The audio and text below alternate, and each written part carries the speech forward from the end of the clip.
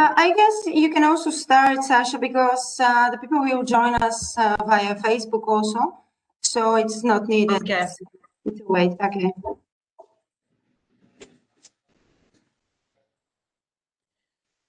Okay, let's start our event. Dear ladies and gentlemen, thank you for choosing to be with us tonight at the SHEleader in a Shell event. This is the 7th edition of our virtual format where we invite key female leaders and are debating critical topics for the role of women in the digital economy and in the digitally empowered society. Tonight, together with Katerina Athanasopoulou, we'll try to convince you that women are not a risk, but the solution in the time of transformation we are living in. And why we have chosen this topic, the female professional participation in the digital industry is for quite some time on the agenda of the business and political leadership. And the main reason behind and the main driver is economic. Now every business is digital and there is an urgent need for more engineers and digitally skillful professionals. Only in Europe today, there is a lack of more than 700 skillful digital specialists, and stimulating the women's engagement in this labeled as men professional field will unlock big potential in a faster way. On the other side of the scale is the growing digital divide in the age of automation, where women are in bigger risk. You may know the statistics, but I still will share that 12% more women than men are digitally illiterate at a time when we are living in more and more digitized society. But there is one less realized risk that affects all of us already and will affect even more the generations afterwards, after ours. This is the reproduction or the tendency to reproduce our societal models in the virtual world. And male-female social roles are in the avatars of the computer games. They are encoded in the algorithms of artificial intelligence products.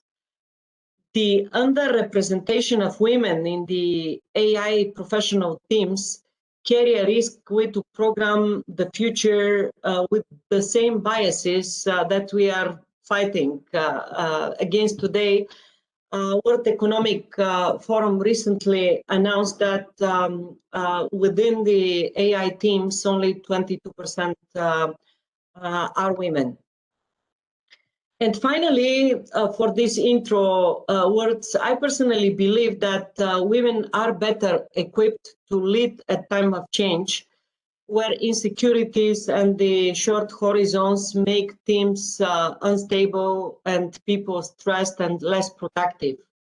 Now we have also COVID crisis in the picture that strengthen even bigger those trends. For all of those topics, we'll talk tonight with my special guest, Katerina Athanasopoulou, the Director Marketing for Central Eastern Europe in Dell Technologies. I've invited Katerina to this discussion because I believe she has a lot to share. She's a female leader in the digital economy herself. Personally, she is very intrigued with the topic of AI, of artificial intelligence influence, both the professional development perspective, but also the social effect of AI, which I believe is an important topic. Katerina is also an active promoter for women in technologies professional growth, and she is mother of 3. So a real woman on the topic of female freedom to express and to grow.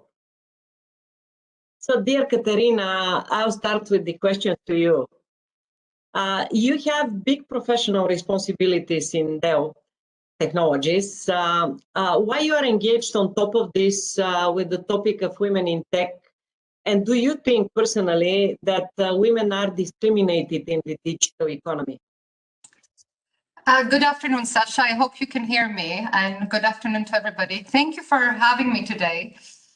As you mentioned, I have been with Dell Technologies for 17 years. I've started with a sales role, and then I progressed through the marketing organization. So as my responsibilities grew, I realized that the importance of forming a great team, because the team is actually the basis of success. So you do need talent. And early on in my career, I realized that talent actually has no gender. And actually, through this progress, I confirmed my established belief on this, and it was actually a great feeling. So we all know that technology is still a very much male-dominated sector. So I can say it was a little bit obvious to support more women in technology. At the same time, I am very lucky to be employed at Dell Technologies, which does have great initiatives around women, including supporting women entrepreneurs and leadership training. We have discussed this, Sasha, in the past about the Catalyst organization. And the Catalyst organization, which is an organization that promotes gender empowerment. So Dell was one of the companies that partnered with the Catalyst in order for us to be part of that program, where we would train our leaders in order to recognize and combat unconscious bias. So through all this, I had the opportunity to create an initiative with my team in Central Eastern Europe, which we did call Women in Technology. And we are running events. Previously, we were running them physically, now virtually. We're hoping that we can go back to the physical activity. We have a LinkedIn group, and that way we connect with communities with similar targets.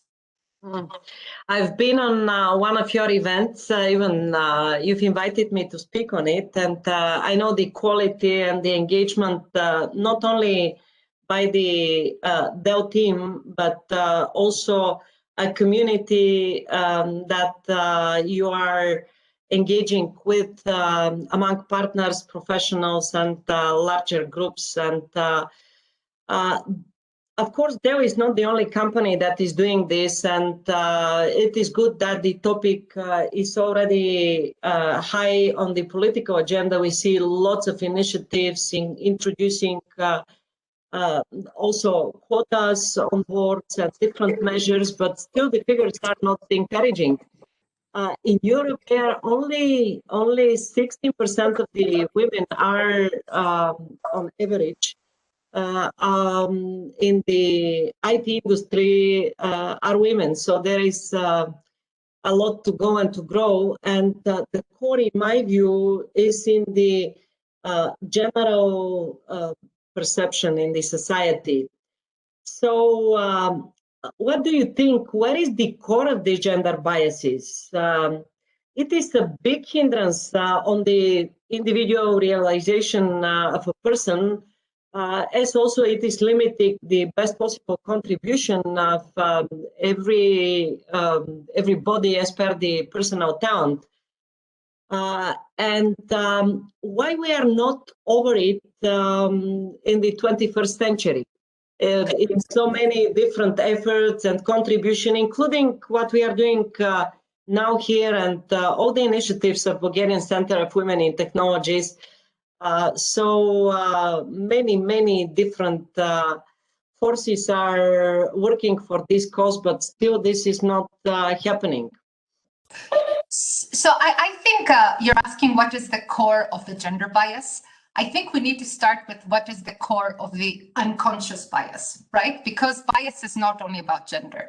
Bias is about sexual orientation, bias is about background, it's unfortunately about age, it's about all the societal parameters. So if you do a very quick Google search and you go online and you look at the Oxford Dictionary, for example, unconscious bias is a bias that results from the tendency that we have as human beings to categorize things. And we do put them, we do put them in categories because daily we process so much information that we need to label things in order to be able to sort all that information out. So view the unconscious bias, whether it's towards gender or anything else, as like a protective mechanism. Like many, many thousands of years ago, there was this fight or flight syndrome that when we would see a wild animal, we just knew that it was different than us, so this protected us from it. So now, thousands of years later, this is the same fight or flight syndrome that we might have when we sit across a woman who is dressed differently than we are, right? So this is how the unconscious bias works. And what is worth to note over here, that sometimes it's really at odds with what our core beliefs are. And it does not only have to do with gender. Allow me, let me give you an example on male leadership. So let's not talk only about gender, but on male leadership. So I was reading, and there's a great book by Malcolm Gladwell. It's called Blink, and it's actually a best-selling book. So apparently, height, like how tall somebody is a factor that influences your salary, right? So, and I know it sounds funny, but Malcolm Gladwell took the top 500 Fortune companies and he surveyed the companies in terms of their CEOs. So he asked questions around the CEOs. And what he noted was very noteworthy. The average American male is approximately 176, 177 centimeters, okay? However, the average male CEO in a Fortune 500 company is 184. So he's taller than the average male American. Now, in the US population that are above 180 is 15%. But if you look again at the top 500 companies and within the CEOs, that percentage is close to 60%. Now, there's no conspiracy at work to ensure that the shorter guys earn less money, right? Or are kept out of leadership positions. But there is an unconscious prejudice where the tendency is to associate the ability of leading people with height, which is and ignoring every other trait for leadership positions. So this is how bias works. And it becomes even more complicated when it is against women, right? Or when it has to do with women or with gender. And it doesn't necessarily match our real and true core beliefs. I can, if you allow me, I can give you also a personal example, Sasha. So I've mentioned before the Catalyst training, right? And it was in the Catalyst training, they have developed a program called Many Advocating Real Change. And this is where they train leaders to recognize their unconscious bias, because it's really important to recognize it in order for you to combat it. In Dell, 100% of the leadership positions, we are required to go through that workshop in order to be able to recognize our biases. I attended that workshop a few years ago in a European meeting, and I walked into the room absolutely ensured that I have no biases. I was a very fair person, and I have no underlying unconscious biases, which is an assumption that is wrong to do because we all do have them. So the topic then evolved around gender and females, and whether females get the same opportunities within the organization as males.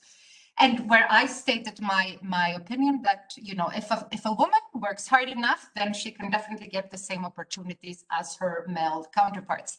The general manager of Central Eastern Europe back then, who is Anja Monrad, she's also today the general manager, she turned to me and she said, Katerina, if you're not recognizing that women are faced with discrimination and hurdles at work, you're either really not seeing the problem or you are extra privileged. And when I left the room and I started thinking of it, I did realize that I was one of those privileged women that was lucky enough to have managers who did promote me, sponsors and mentors who did enable me to follow the career path I wanted to follow. And when I dug a little bit more deeper into that, to my shame, I did realize that I also was one of those women who had an unconscious bias against other women. And I started looking into how I reacted with my team, and I started recognizing it even more and more. And that's also part of the reason I am advocating and working on it more and more. Katerina, yes, but how we can make sure that also boys and young men and older men would recognize their unconscious biases, because in addition to the professional life, we have also personal experience, which is sometimes even more forming us as human. With our yes and no's as mothers, are we responsible enough in accordance to grow the men of the future with this perception that they should have at home a partner that has her own territory to make professional career, to grow. Those are bigger topics than what we can do in the corporations. I myself have 20 years of corporate career, and I know how structured those programs are. So let's maybe look on how we can create this echo effect in the society, so that this goes beyond the influence of those who are who had a chance to develop in corporate soft skills programs. Very true, Sasha. And this is why we're saying that being inclusive and accepting diversity is not only the role of a professional. It's a personal responsibility of each and every one of us, whether through our professional life, but also in our personal life, because it can have tremendous impact on the way we live and on the opportunities that we have and the people around us have. So you asked me, how can we go ahead and uncover our unconscious biases, even if you're not part of a big corporation and you don't have the opportunity to attend one of these programs? So there are many tools online available today. Fortunately, there is, I will mention for reference right here for anybody who's on the call and might be interested. There's the Harvard University has developed an implicit test. You can find it online by Googling Harvard implicit test, where it asks you questions across various topics to identify whether you have an unconscious bias, not only on gender, but on various other aspects. This is a good way to start questioning. Another good way is getting feedback from your peers, from your friends, from your family, from the people who know you well. Because while we might not be aware of our unconscious biases, people around us can identify them through the way we're behaving and through statements we make. And finally, we just need to be open to feedback. It's very difficult to accept that you might have an unconscious bias, but we all need to understand that everybody does. So the only way is setting this as a priority and being part of the solution in order to transform education, in order to transform leadership, and in order to raise our children to live in a world that we ideally would want to have. Maybe to make it even more complicated, let's look also in what's going on in the virtual space, because we are living between real and digital world already, and the artificial intelligence become part of our reality already. Can we be gender neutral in the virtual world, or we are reproducing the biases in the algorithms? And what are the consequences for the future economy and society? There are many, many questions related to this topic, as this is new territory that we learn while we are creating it. So this is artificial intelligence is one of my favorite topics, and there are many examples of where artificial intelligence can go wrong, right? So let me set the scene a bit. We are, as a technology industry, right, we are faced with challenges, and there are the business challenges like labor shortages or the war for talent, that it's for the same for any company. But there are also societal challenges, aging, globalization, pandemic, like we're currently right now.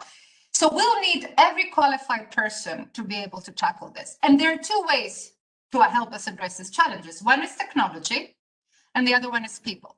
Now, technology can help, but it's not flawless, because it can also be part of the problem. So on one hand, you have artificial intelligence that you mentioned, or machine learning, that can help with diagnosing and resolving many, many problems. And on the other hand, if we as humans do not ensure that we do not feed biases into the system, then we're creating a flawed system. Because in artificial intelligence and machine learning, we as humans are feeding the system with data sets. Let me give you two good examples that I think will make it clear. I like referencing very often Joy Buolamwini. She's an MIT researcher, and her job is to work with artificial intelligence and facial recognition software. And she's also African American, right? So while she was trying several artificial intelligence and facial recognition software, she stumbled upon something very strange. The software she was using did not recognize her. It only recognized her when she put on a white mask. So she did use standard facial recognition software modules from very, very big tech companies. But however, multiple programs had a very hard time recognizing her, and they only did when she would put in front of her face a white mask. What was the reason for that? If you let programs learn, you have to make sure that different types of people are represented. If not, the computer will simply learn how to recognize certain people. Another great example is, and I'm not going to say which credit card, but it's a credit card that was launched, I think, last August, a year and a half ago, belonging to a major company. So it launched in August 2019, and it did run into major problems when users started noticing that it seemed to offer smaller lines of credit to women than men. And of course, this was picked up and it went around on Twitter, and the scandal spread, and there were many influential techies branding the new product, that credit card, as sexist, because how could it give smaller credit limits to women than men? Then a Wall Street regulator walked in and he announced that he would investigate it, because if that would be the case, then that means that it would breach financial rules. Even the issuing bank of the card insisted right away that the software that they had, there was no gender bias in the algorithm. They made sure that the algorithm was gender blind. But what they had not taken into account, while they had taught the machine to ignore the gender, they hadn't taught the machine to ignore other inputs, other data that could correlate with gender. For example, shops that this user prefers to shop from, or what type of PC they have, or what type of products they might be buying from a specific clothing store. If we take it in another way, maybe we eliminate the racial bias from something. So we teach a system not to see whether a person is black or white. But we have to be very conscious that there might be other data sets that are feeding in, like a home address, that might be very indicative, especially in the United States, and can serve as a proxy for race. So it is important to know where data is pulled from.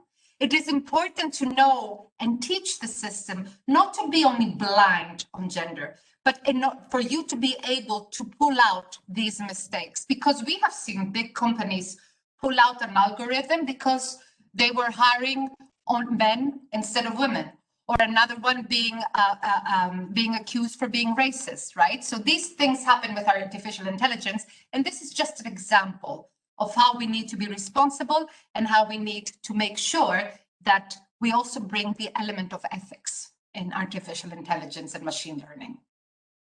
Just to second you, I recently had a meeting with a friend who has a company in the gaming industry, and there they are facing same problem. He says, because I don't have in my team of designers enough women or no women, he realized and started to look especially on hiring some. We project in the avatars, in the pictures, our perception for women, and they behave in a unnatural way. And only when we pivoted the game, we got a feedback that this is unrealistic behavior.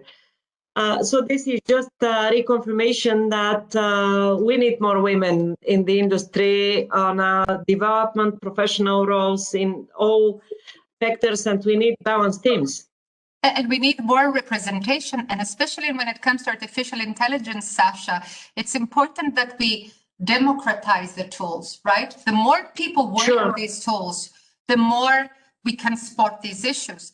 So there is no definite answer that you can say, or a playbook that you will say, I'll do this, this, and this to make sure that artificial intelligence is used for good. But it is important that we all remember that we cannot stop the progress, we cannot blame others, but we all need to be part of the solution here.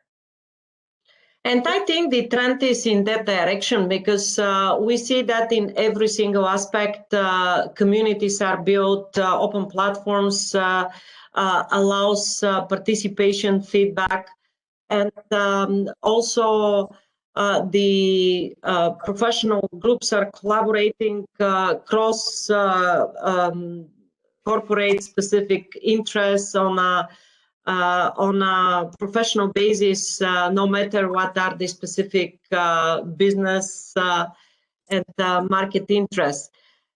But maybe as time is moving ahead, we can continue with our topics, because I've promised in the intro to cover a couple of them. And one thing that makes us all busy and changed and affected quite strongly our life today is COVID. And obviously, COVID crisis is changing the picture in general. And we all know the negatives, the limitations of it. But can we look together on the positives of this new situation of working from home? And what are the lessons and practices we can carry in with us in the post-pandemic world? What is your view on this? So for me and for many people, COVID is a great example of reconsidering how interconnected our societies are and how much personal responsibility is needed and how we actually need the most advanced technologies in order to stay safe. So as you said, technology plays a key role here, right? And it is that great impact that you mentioned at the beginning. So it's remote education, it's e-commerce, rapid testing. The fact that we're going to have a vaccine available hopefully soon is part of all these great things technology does. So working from home enables people to be productive, right? And through this COVID situation, it also enabled companies to continue to be able to provide support and services and products to people. On the very, very positive side, it's the talent, right? That human talent now can contribute without borders. So I remember even a few years ago, we knew that if you wanted to advance within an organization, especially in a big company, you needed to be located in specific big hubs across the major European cities. COVID and the working from home and the being remote has taught us that that doesn't matter and there are no borders anymore, right? And that also brings an opportunity to form more diverse teams. If you don't have to be in London in the office, you can form diverse teams from across the region or from across the globe as well that are not bounded by limits. And on top of that, another good thing that COVID has taught us, it has taught us in a difficult way, of course, but it did teach us how to be resilient, right? And being a leader and a new leadership in a business environment requires resilience. I'll give you an example of in Dell, we already were working from home a little bit, not constantly, but a few days a week. We did very quickly establish a work from home culture, and we made a transition and we moved all the employees working from home over a weekend, right? And it also gave us the opportunity to work on that diverse part. It doesn't matter anymore who shows up in the office, which woman has more responsibilities at home and has to be late in the morning or has to pick up the child or cannot come in the office as often as her male colleagues can. We are now off from home. We're all under this, and also it has also taught many of our male colleagues that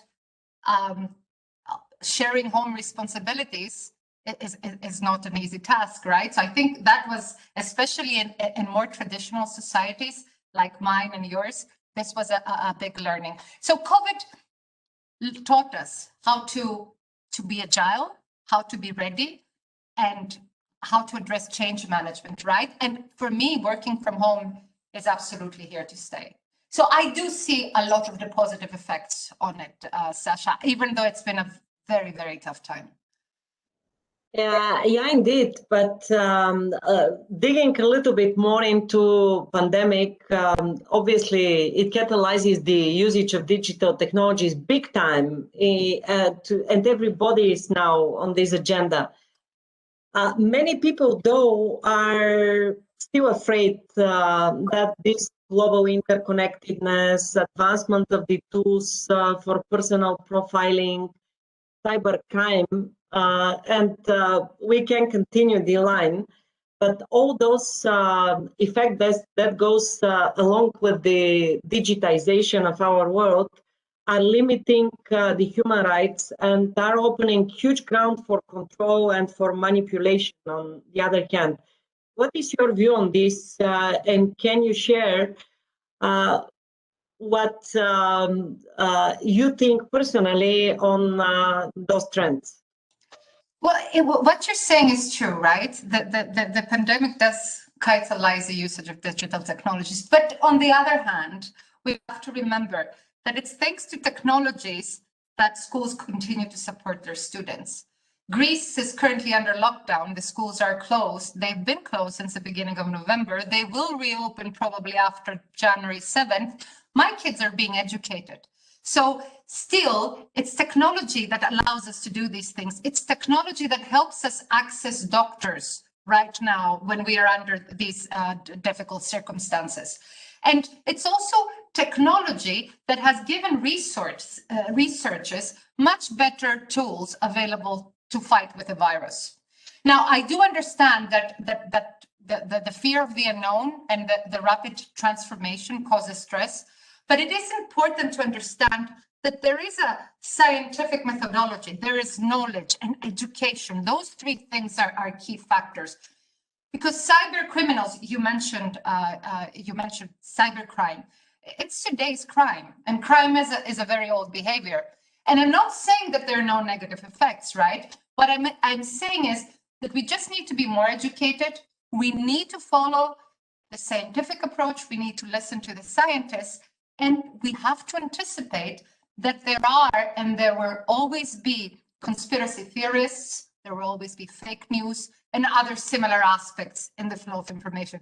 And this is funny. This is a little bit to your previous thing about artificial intelligence and how it does amplify your bias. If I'm on social media and I'm on a social media platform, it's trained to bring to me topics that are of my interest. So if I am following one specific thought process, then it will, or a specific school of thought, then it will continue to give me information around it from different users. It will limit my capability to get a more rounded view of the situation. So we really need to be very aware and very alert that these fake news, these conspiracy theorists are out there, and we need to be very careful with the flow of information we're receiving. But in addition to the fake news and conspiracy theories and the usage of the social media channels, of the digital media channels for imposing certain concepts and ideas for different purposes, being this business on a positive side, promotion, or political influencing, or just sharing fears to influence people. There is one real risk that we've experienced and participated in, And this again goes to the less educated people in the society. We've been invited by an organization that is dealing with home violence to make basic digital education to girls that are at risk for sexual traffic. I'm telling you, it is a very critical topic as we have close to 40% of the people in the world that are undereducated, or for them, internet, especially for the younger generation, is just access via Facebook. So they very easily become victims of sexual traffic, of work traffic. So how to stand the bridge there so that we make sure that everybody is having a chance to survive in this risky part of the virtual society. And I fully agree with you that those are not new things, just internet makes them easy. They happen in an easier way, in a new way. True, but let's not forget also the responsibility that we all carry as professionals, as more privileged, as people who work in companies that have access. So we have the responsibility. We need to play a role to provide more transparency and showcase more social responsibility, especially when things happen on the expense of the digitally uneducated, right? So we need to be more informed of citizens. This is also something on the positive side, but there are also these concerns around privacy that you mentioned, right? That will help us work on understanding the digital presence and the networking. So if we know, we can decide and control, but we also need to be responsible for the people who don't know, who don't decide and don't control. To your point exactly.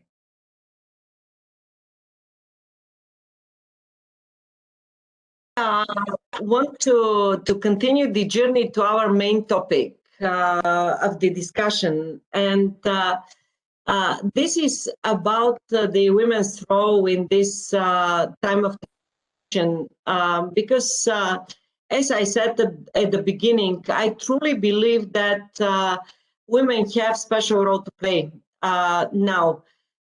Because of the attitude of being more inclusive, because in general, we see before us that new life new world is born, and we women know how to give birth and also how to grow life.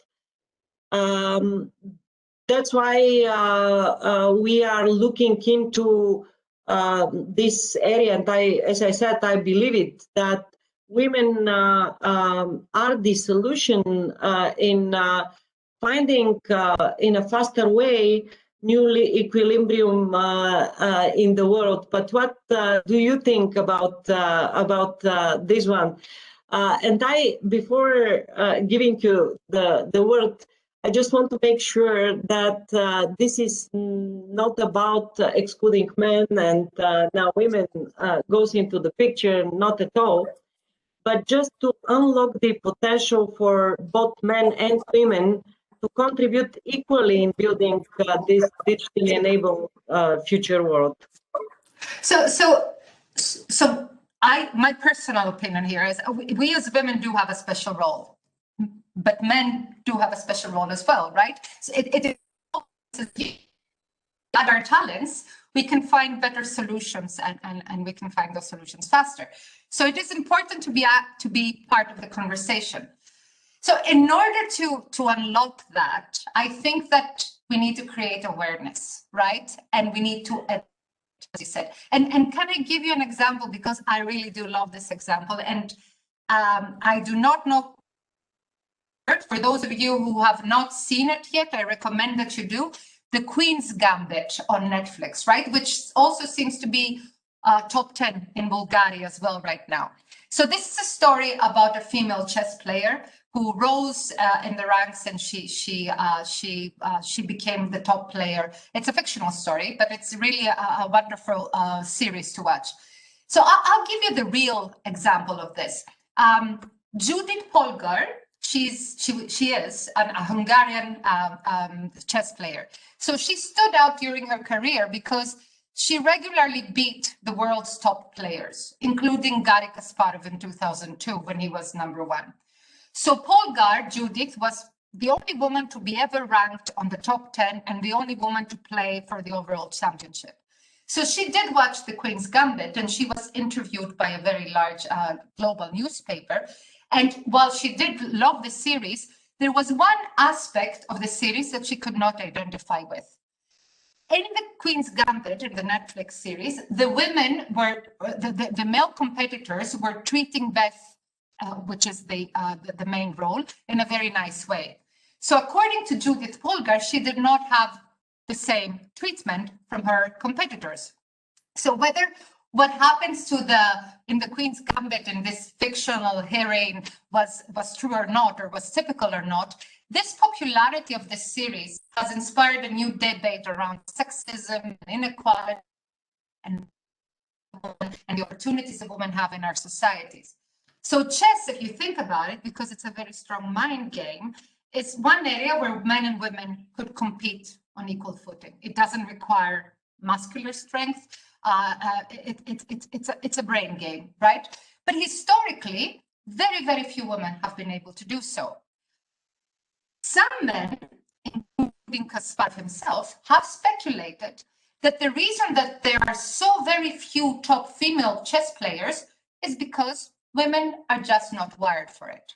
It's not in their DNA. On the other hand, I think the more fair statement here is to say that the overriding reason for not having many women champions in chess is the cultural expectations and bias, right? It's society, it's parents that can undermine their daughters' effort to improve. So to your point between women and men, nature can inspire us and to be a proof of diversity. Because if you look at leadership, and you can see that deep tech and any other human endeavor has no gender. The science world, from Hypatia to Marie Curie, Bulgaria's percentage of women in engineering and business have proven that. The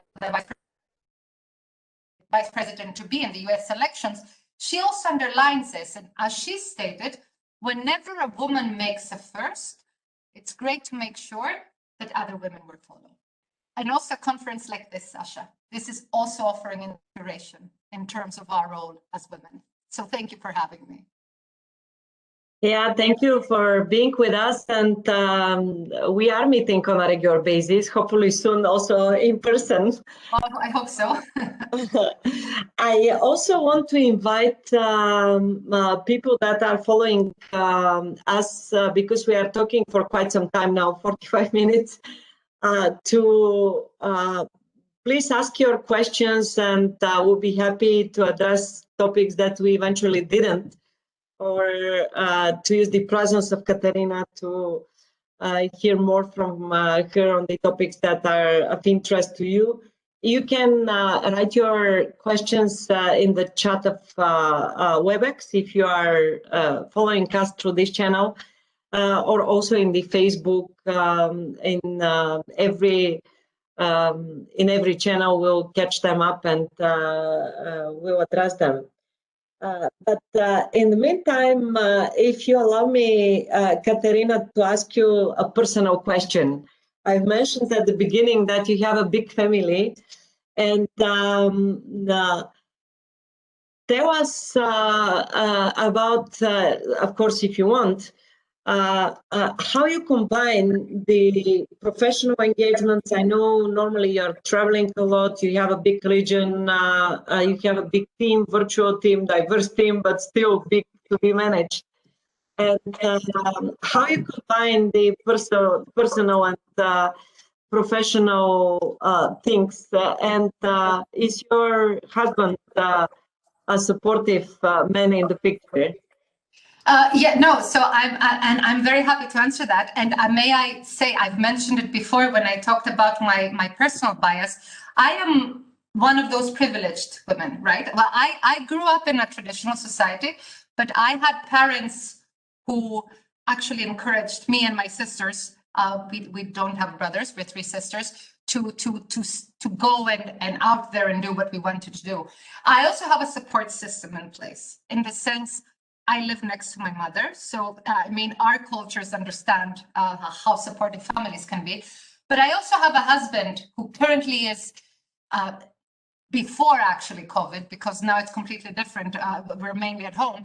But my husband took on him the traditional mother role that you would find in other families. So it was my husband who would ensure that my kids went to school on time. It was my husband that he would ensure that the doctor's appointments were made, homework was done. He would be responsible for the daily menu and ensure that things happen. I had more of a little bit of a back role. And obviously for me, in order to do that, my husband has been extremely supportive, right? And that is why I say I'm privileged. When I first started my career, I thought that the fact that I had the support from my husband or the support system from my mother and my family, every other woman was like that. So I failed to see these women who were either single mothers or did not have help, or who had husbands who wouldn't support their career choices and opportunities. And that's why we need to take a step back and ensure that if we're privileged as women, we need to ensure that we do give that accommodation and we do help those women who require our support.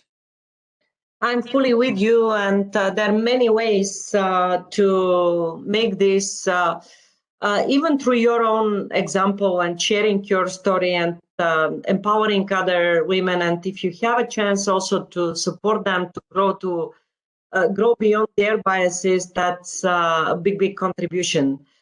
I have a question from Lucy, which I'll read now, Katerina. We know, hi Katerina, we know each other from IDC. It's great to see you again, even virtually after some years. It is a great topic, and I want to congratulate you and Sasha for organizing the discussion. So this is more a statement. Without glasses, I was not reading it, but Lucy, thank you for being with us tonight. And but I think she has no, Lucy has a continuation of the question. She says, do you think? Okay. Yeah. I see it now. Do you think that women need to work and take care of the children during work from home? And how do they continue to be motivating during that time? Well, that is a very good question, Lucy. And so everybody has, and again, this is my personal opinion, everybody has their own personal circumstances and their own balances within their family. And the truth is that once with this COVID situation, going back at home, the job responsibilities, not only the work, but coupled with the home responsibilities have doubled. Kids are homeschooled, they're walking in and out of while you're on a Zoom call or while you're preparing a presentation. They require your constant attention. There are other things. What the only thing I can say is what we as managers should be doing. And we should be providing our full support to these women and occasionally sometimes men who are currently coping with all these requirements at home. So we need to ensure that our people have the time they have. And one of the things our company did, and one of the things the marketing team did, the CMO of Dell, when this started, she turned to all of us in a huge video call, and she said, please learn to commit to decommit. Try to think of what you're going to do less, because it is impossible in the current situation that you can do everything you're doing, having to take care of everything at home. So you need to drop things for your own sanity and your own mental health, in a few words. So the situation, it is what it is. We just need to continue supporting people to go through it. But thanks for the question and for giving me the opportunity to say that. Let me ask you another question that has popped up earlier in our activities. Returning back from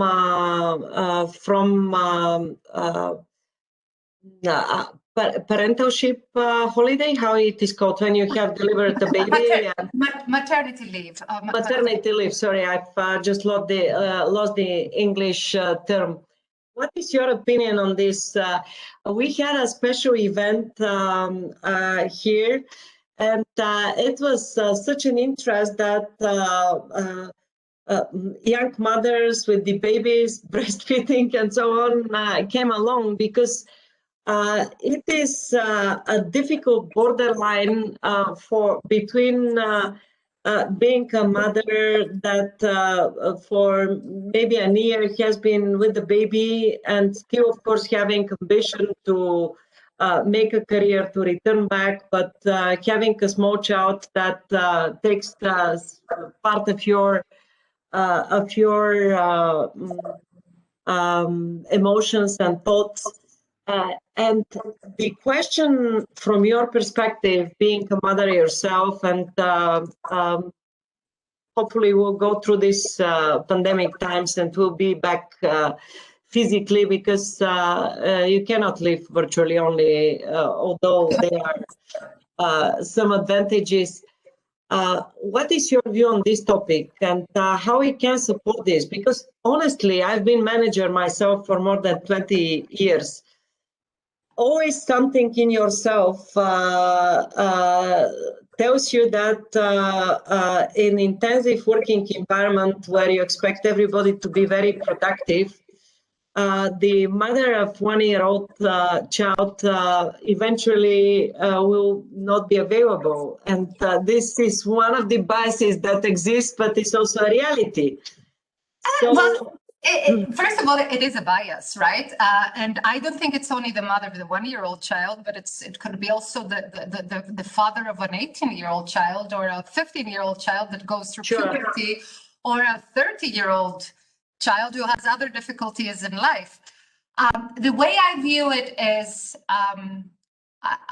people need to be able to go to work and be themselves. And motherhood or fatherhood are part of who we are, right? We are many other things. We're not only mothers and fathers, and some of us choose not to be mothers and fathers. And so everything is a part of who we are. But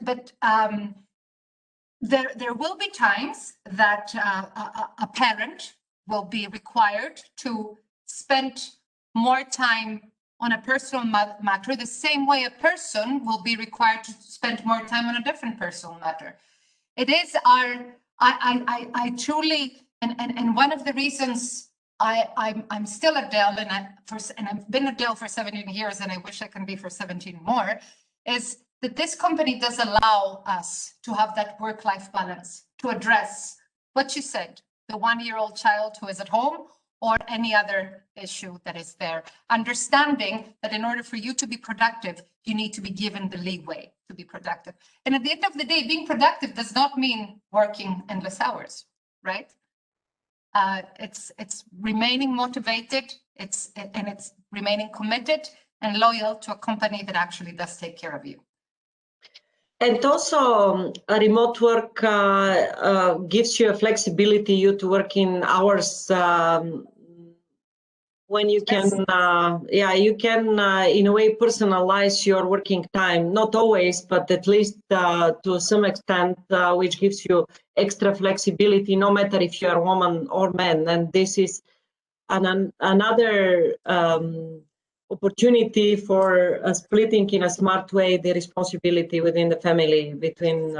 And COVID did this for us, Sasha, right? I remember a year ago, we would go to the office and nobody could leave at 12 to go urgently to the dentist or go pick up the child from school. This whole working from home thing, and everybody at home, not some, it's when you don't feel included. In the past, you had to be in the office because the people who were in the office were in the meeting room. They were all sitting in the meeting room, and you would be on the speaker and nobody would hear you, or you would miss half the conversations.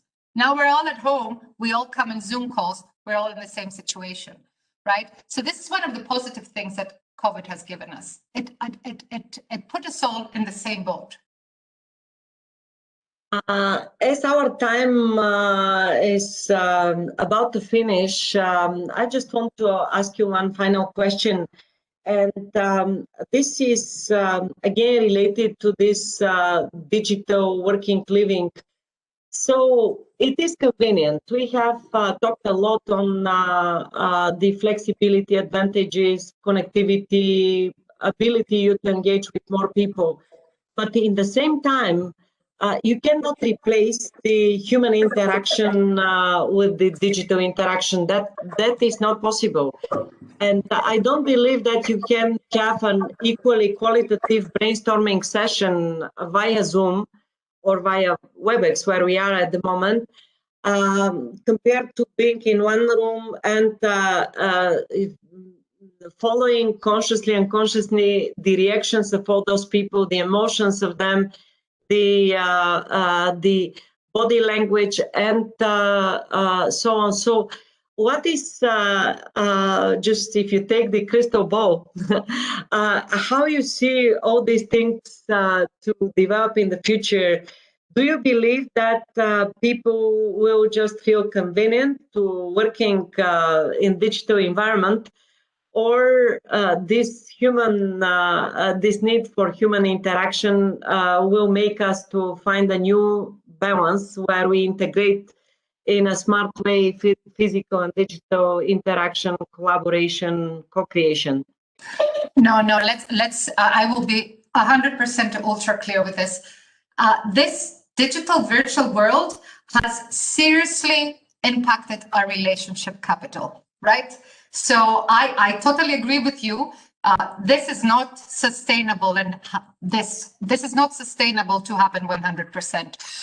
What I think will happen, to be honest, before March, we would travel for anything. We would travel and weekly and go and sit in meeting rooms for days, reviewing topics that you could review on a Zoom call at the end of the day. We just weren't adapted to do that. What I think will happen is we will, the same way as in marketing, we do think that we'll go in a more of a hybrid type of events, so both face-to-face and both digital. I think we will go more in a hybrid type of working. We'll still need the human interaction. Big discussions need to be happening face-to-face. The brainstorming sessions need to have people bringing together, coming closer with the team, building your relationship capital with your team, your customers, your partners needs to happen face-to-face. But we will be more diligent about how we spend our timing and resources. We won't be traveling for anything, right? We will be a bit more diligent. And now you can hear my work from home environment with my dog and my kids running outside of my door. So my apologies for that. Yeah, but I share the same view, and that's good for people, for the family. That's also much better for the planet, and we owe there a little bit of more attention, which will be eventually topic of other discussion with you and with other smart people. So with this, I want to thank you, Katerina, for the interesting, lively discussion, and for all in good sharings that you made. I also want to thank to everybody who was with us tonight at the SHEleader in a Show event organized by Bulgarian Center of Women in Technologies. We will invite you next month with another interesting speaker. So be with us, and with those with whom we won't see each other, have a very good pre-Christmas time, and happy holidays with everybody, with your families, hopefully with friends, not only digital meetups. And we'll see each other very soon again. Thank you again.